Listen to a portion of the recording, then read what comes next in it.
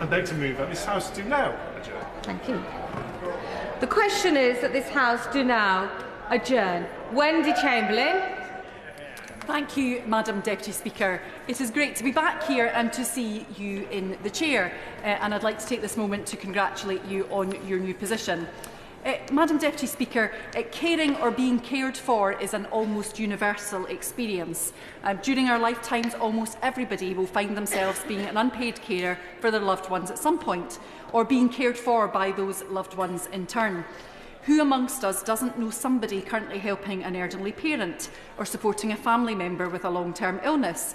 Something new MPs will come to learn is that almost every week here we have an opportunity to learn about and mark a National Awareness Day for a different and devastating illness.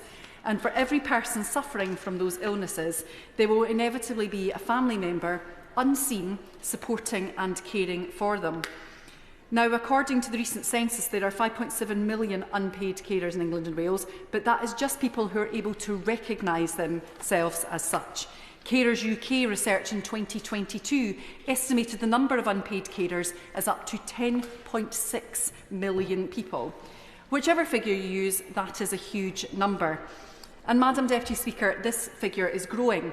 According to very recent research published by the Joseph Rowntree Foundation, by 2035 there will be an 11% increase in the number of unpaid carers.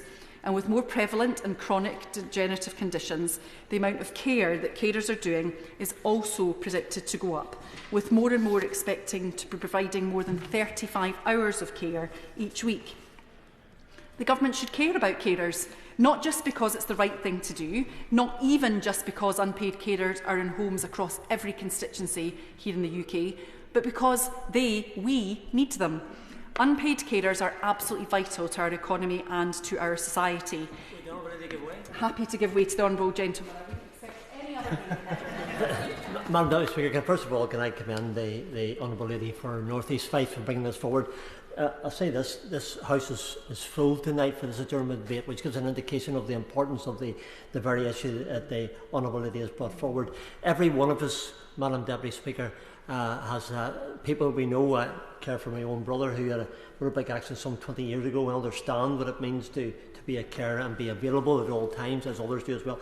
Does the honourable lady not agree that respite for carers is an essential component of support, and that being unable to access respite care will push many into the unwanted decision of giving up caring and institutionalising people due to the unbearable pressure on their mental health? Very grateful to the honourable member for that intervention. I think he's absolutely right, as he and I both know, having served in the last Parliament, that during COVID the lack of respite care was a really critical factor for many, many carers, and it's quite clear that we need to, all of us, do more in that area. So in terms of, I was just before the honourable member's remarks, we were talking about how vital, Madam Deputy Speaker, carers are to our economy and society. The economic value of unpaid care is £162 billion per year in England and Wales, £13.1 billion in Scotland and £5.8 billion in Northern Ireland. Now, we know that the country's finances have been left in a ruinous state by the last government, and we know that the social care system is already stretched to breaking point. We must also know that we cannot take the contribution of unpaid carers for granted. So I hope that the Minister will take tonight to show that the Government does care about unpaid carers.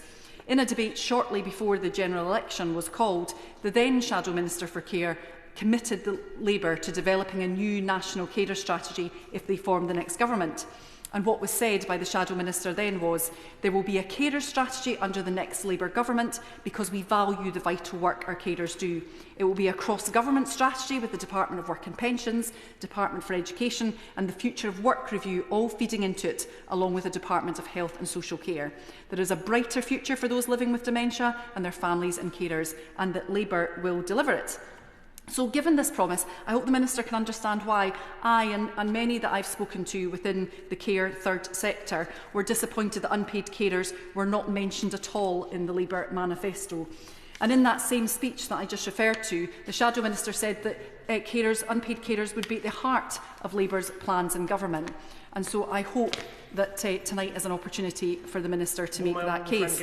I'm very grateful to give way to my honourable friend. Thank you very much. First of all, I'd like to start by thanking my honourable friend for bringing forward this adjournment debate, and of course the work that she's done before this parliamentary session as well with the Carers Leave Act now. One of the reasons I got involved in politics is that the day before I started my master's degree, my mum was diagnosed with breast cancer. At that time, I dropped down to study my degree part-time over 2 years to look after her and my little sister, who was just 5 at the time. Looking back upon that, it's now clear to me that I was fulfilling the role of a carer, but I didn't identify as one. And I think that's a key point to me that we need to see if we're to have a carers strategy. A recent Carers Trust survey saw 73% of those who provide or have provided unpaid care do not identify as unpaid carers. So does my honourable friend agree that a national carers strategy should prioritise identification of carers across all sectors? Debate. Interventions have to be super short. Thank you. When Chamberlain. Thank you. Very grateful to my honourable friend. I think, this really does demonstrate how prevalent caring is in our society when we have members here in this place who have direct experience of it. Identification of carers, or people identifying themselves as carers, is a key issue that any strategy should address. The Shadow Minister, as I said, was right, Madam Deputy Speaker. We need a cross-government strategy, and this isn't a new idea because we've had them before.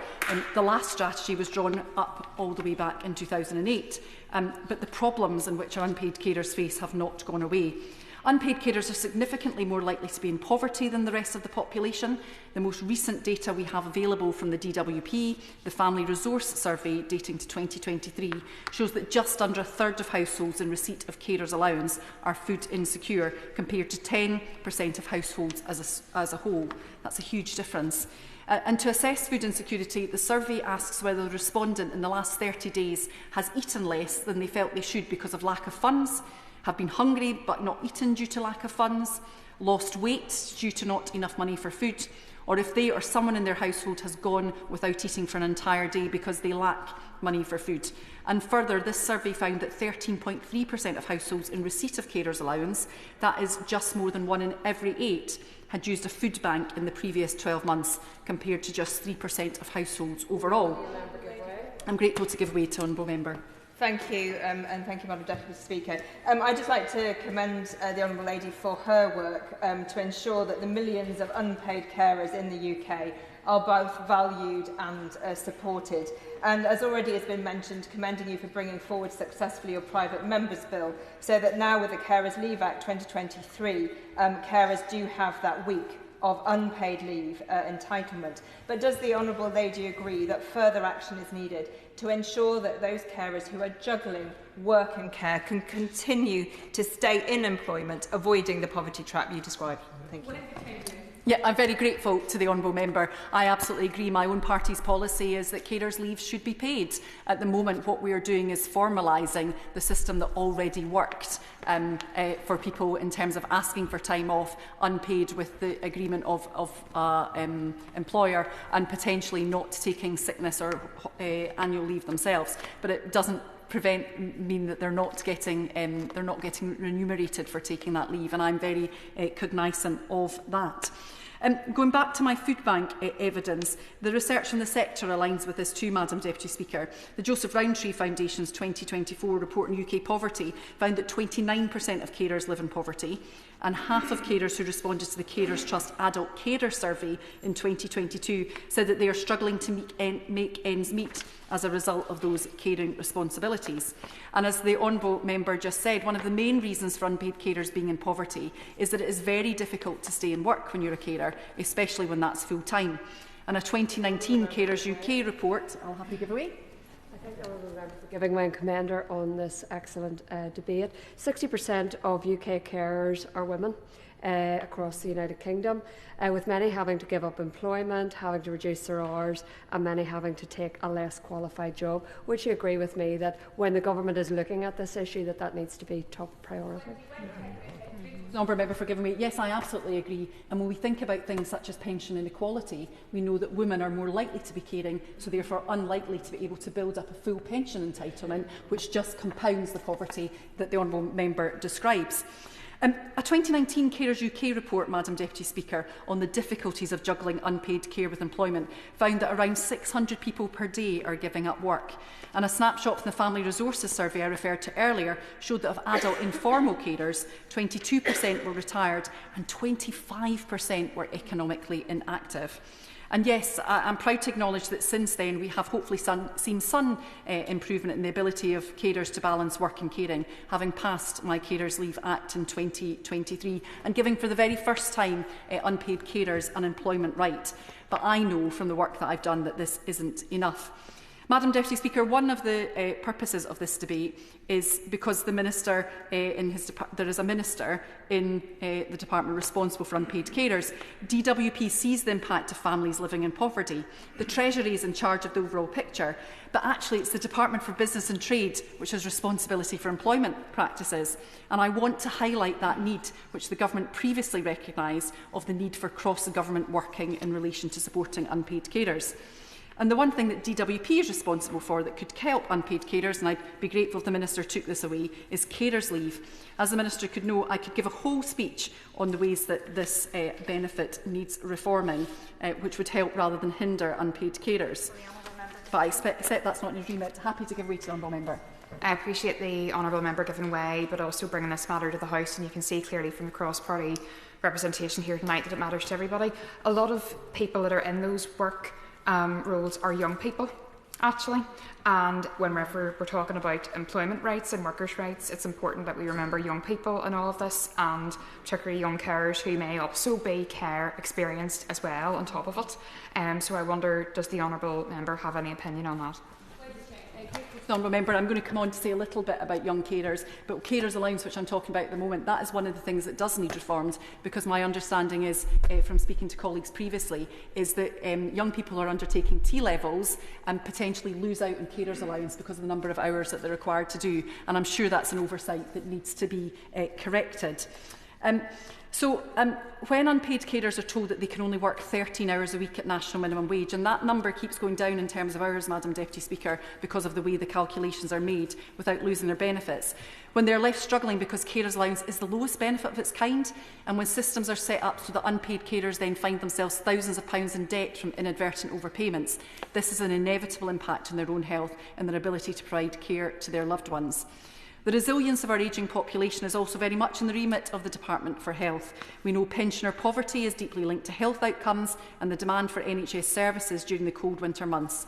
And that we also know that providing care during someone's working years means missing out on vital opportunities to save for retirement, leading to a much higher prevalence of poverty amongst unpaid carers.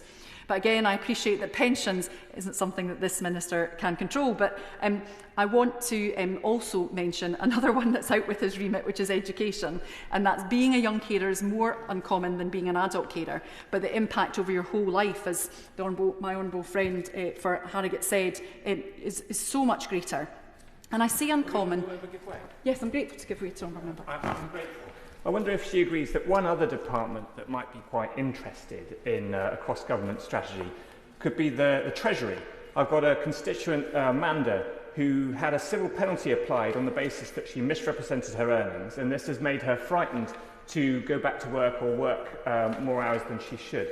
Does she agree that this is actually damaging the economy if we have people not going out to work? I'm grateful to my honourable friends, and I absolutely agree. If the government's target and aim is to grow the economy, it has to be targeted at those people, in addition to other measures where they're economically inactive, not because they're not able to work in terms of their skills or knowledge or capacity, but because their caring responsibilities are preventing them from doing so. I am very conscious, Madam Deputy Speaker, of your direction, so if the House allow, I'll intend not to take any further interventions, or I'll not get through remarks that I want to make. But in terms of young carers, I want to mention Fife Young Carers, which supports 207 young people in North East Fife and around 1,300 overall across Fife, and some of those carers as young as 5 years old. Now, caring for a loved one as a child has a significant impact on your education. The APPG on young and young adult carers carried out an inquiry in the last Parliament, which found that young carers are missing on average 27 days of school each year and are 38% less likely to go to university than their peers. And we know that how you do in school has a vital long-term impact on your future employment. Indeed, the Education Secretary was talking about that just the other day, and just well about everything in your future. The position of young carers actually gives us a clear example of how the lack of an overarching strategy fails unpaid carers. Earlier this year, I wanted to question the then Government over the exclusion of young carers from carers allowance, building on a question asked by the Honourable Member for Slough. And the reason the DWP gave to me, Madam Deputy Speaker, was that supposedly young carers in education can rely on educational grants for support. So therefore, I asked the Department of Education about support for young carers. And it turns out, as a result of that, there is no specific support for young carers because they are not considered to be part of a vulnerable group. It means that the DWP can abandon financial support for young carers to the Department for Education, who then seem to think that young carers can rely on their parents for income. And this just shows what happens and how support for arguably an incredibly vulnerable group can get lost without overall leadership. There are yet more government departments who have a role in the health and well-being of unpaid carers, and according to the Carers UK 2023 State of Caring report, 50% of unpaid carers are lonely and 58% of carers had to cut down on their hobbies and leisure activity. Caring for a loved one shouldn't mean being isolated from your own support networks or having to get up in the things that give you meaning and joy. But clearly for many it does, either because they are unable to find the time in the day for themselves between work, if they can stay in it, and caring, and because often they cannot simply afford to participate anymore. So this is the moment for the Ministry of Housing, Communities and Local Government to get involved with their overarching responsibility for leisure and the services which are provided at local level. And I'm talking about the respite rates that the Honourable Member for Strangford mentioned, support services and access to local leisure facilities. And a cross-government strategy could also engage Scotland, Wales and Northern Ireland offices and ensure that similar priorities are being discussed in intergovernmental meetings with the devolved nations. There are many root causes and solutions to the problems faced by unpaid carers, and they span all government departments. The Minister is here as the Minister for Care, but I hope he is aware of the impact of all these cross-government issues which I've set out in the health of unpaid carers. I am sure he has been learning much in recent weeks. The State of Caring report on health last year found that 82% of unpaid carers said that the impact of caring on their physical and mental health would be a challenge. They found a significant impact on mental health, with 79% saying they were stressed or anxious and 49% saying that they were depressed. It is therefore no surprise that research carried out by Dr O'Dwyer at the University of Birmingham has found that unpaid carers are a high suicide risk group, and this is particularly true for parent carers of children with long-term illnesses or disabilities. Of the participants in her study, 41% of unpaid carers had thought about killing themselves. And it's clear we need vital preventative health care for unpaid carers, and that is clearly not in the remit just of the Department for Health and Social Care. But again, I would reiterate why we need a cross-government strategy. And I appreciate that that strategy, even if announced this evening, wouldn't be in place overnight. It couldn't be, and it shouldn't be. Its goals need to be co-designed with unpaid carers and the organisations who represent them. It needs organisation and buy-in and leadership. And for it to work and take meaningful action, it ought to be sponsored at the highest level of government and engage all those departments that I've mentioned. It needs ring-fence funding. Not surprise you, Madam Deputy Speaker, that I would mention funding. The last strategy was supported by £255 million in funding. And that may sound like a big figure when we keep being told difficult decisions have to be made. But there is nothing compared to the economic value of unpaid care, which, as I previously said, amounts to £190 billion per year. And I don't want to preempt the goals of what that strategy would be. That needs to be designed with unpaid carers themselves. But I think a first priority is to have, as my honourable friend for Harrogate said, the proper identification of unpaid carers. Unpaid carers who don't recognise them as such or know what support services are available to them. And professionals and organisations play a vital role through GPs, hospitals, local authorities, workplaces and educational settings to identify them. A national carer strategy will provide leadership and strategic direction. It will put the needs of unpaid carers at the highest level of government. It is morally, practically and politically the right thing for the new government to do. To conclude, Madam Deputy Speaker, I don't particularly like the title of this debate. The word potential was inserted to keep me in lines with the rules of neutrality in debate titles. It makes it sound like the merits of the strategy are arguable, which clearly they are not. So I'm choosing to read the word potential in a different way. That a national carer strategy has an abundance of potential to create those improvements that have just not yet been realised. I look forward to hearing the Minister's remarks. Thank you. Minister Stephen Kinnock. Thank you very much, Madam Deputy Speaker, and I'd like to thank the Honourable Member for North East Fife for securing this debate on this critically important issue. As she rightly stated, this touches the lives of millions of people across our country, and I agree that it requires our full attention. I want to also start by paying tribute to our unpaid carers and young carers who play such an important role in our communities. They give us so much to others, and I want to take a moment to thank them for the enormous contribution that they make.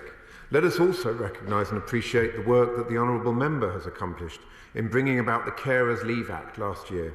This is an important piece of legislation which takes a significant step towards helping unpaid carers juggle work with their caring responsibilities. And as the Honourable Member will be aware, this government is committed to reviewing the implementation of carers' leave and to examining all the benefits of introducing paid carers' leave. This government is also committed to ensuring families have the support that they need. We want to ensure that families are better able to look after their own health and well-being, not just the health and well-being of those they care for.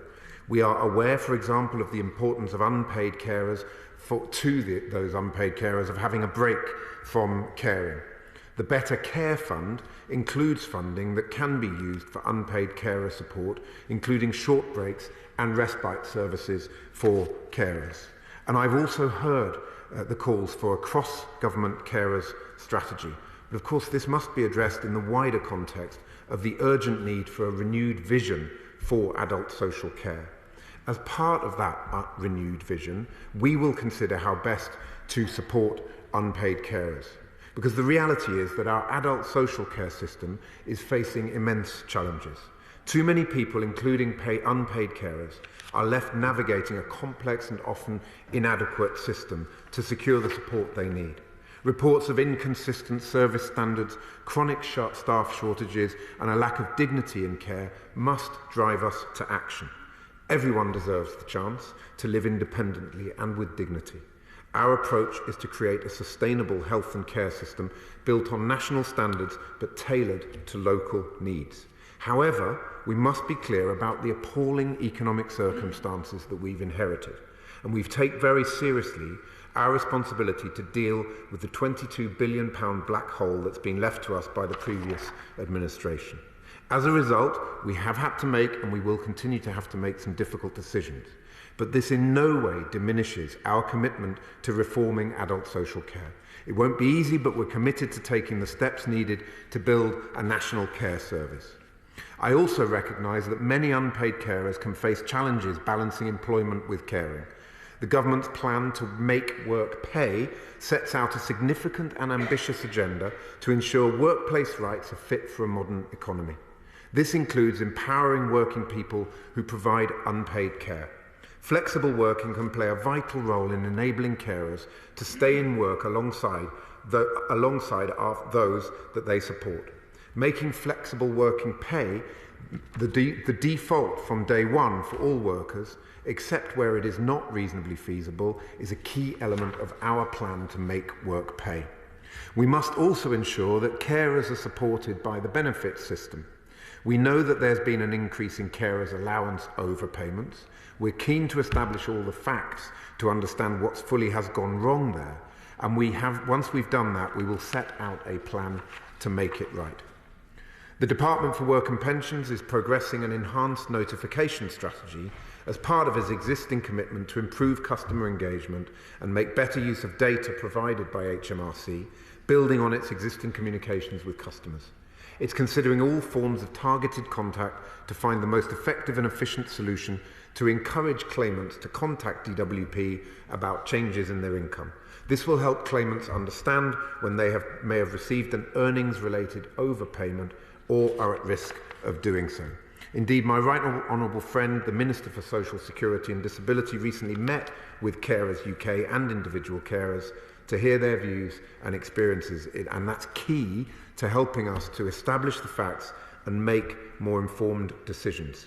More broadly, the Department for Work and Pensions will keep carers' allowance under review to see whether it's continuing to make its objectives and meet its objectives. And of course, the previous Work and Pension Select Committees has made a number of recommendations to changing the rules, and we will respond to those recommendations in due course. Madam Deputy Speaker, our goal must be centred on reform, and we are committed to building consensus for those longer-term reforms that are needed to create a sustainable national care service that our entire country can be proud of. I will give way. Would the Minister agree with me that informal networks like the City of London carers provide a vital way for unpaid carers to keep in touch with each other and understand what services might be available through the adult social care system? I thank my honourable friend for that intervention, and she's absolutely right that many of these networks, often informal, play an absolutely vital role in the community in terms of providing that support and that peer-to-peer support. So often the case with unpaid carers that they can end up feeling quite isolated, and informal networks such as the one she's described are absolutely vital, and I commend the work of that network in terms of achieving the objectives that we all want to see. I will give. You've outlined the need for reform. I think many of us in this chamber, Madam Deputy Speaker, would like to see compassion and understanding key to that. Reform's okay, but you need to have compassion. You need to have understanding to make it work. I thank the honourable member for that really important intervention. I think he reminds the House that caring for friends and family is such an important part of what it means to be human.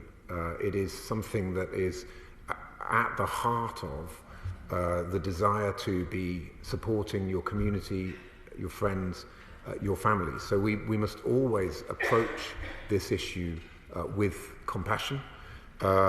We know that we have certain constraints as a government in terms of what we are able to do, but I can assure him that this government is absolutely committed to fixing what is, broadly speaking, a broken system. My right honourable friend, the Secretary of State for Health, has described the health and social care system in our country as broken. We have to fix the foundations of that system, and unpaid carers are absolutely part of the foundations. We've got to get this right. We also have to ensure that unpaid carers have a strong voice in the consensus that we want to build around fixing our social care system. So we know that in order to build a national care service that our entire country can be proud of, we need those reforms. But those reforms must truly embody person-centred care and the role played by unpaid carers. To achieve this, I will be engaging with my counterparts across government, unpaid carers and sector partners such as Carers UK and Carers Trust to ensure that their voices are heard. Madam Deputy Speaker, I know that many of us were profoundly moved by the experiences of caring shared by the Right Honourable Member for Kingston and Surbiton during the general election campaign.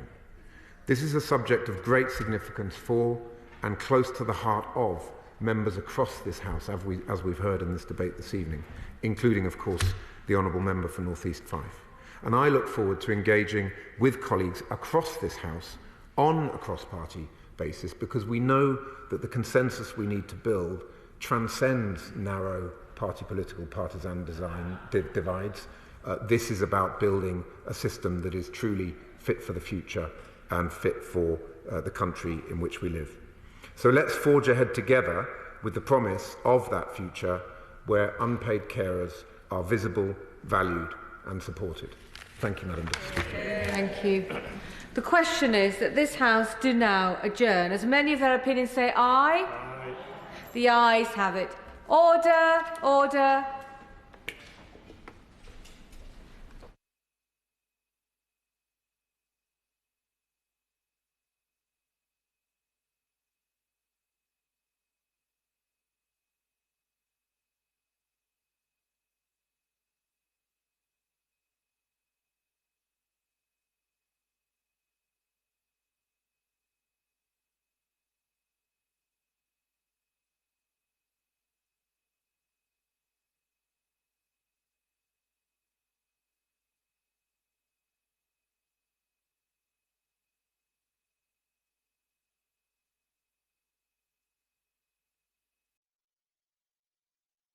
The proceeding has ended.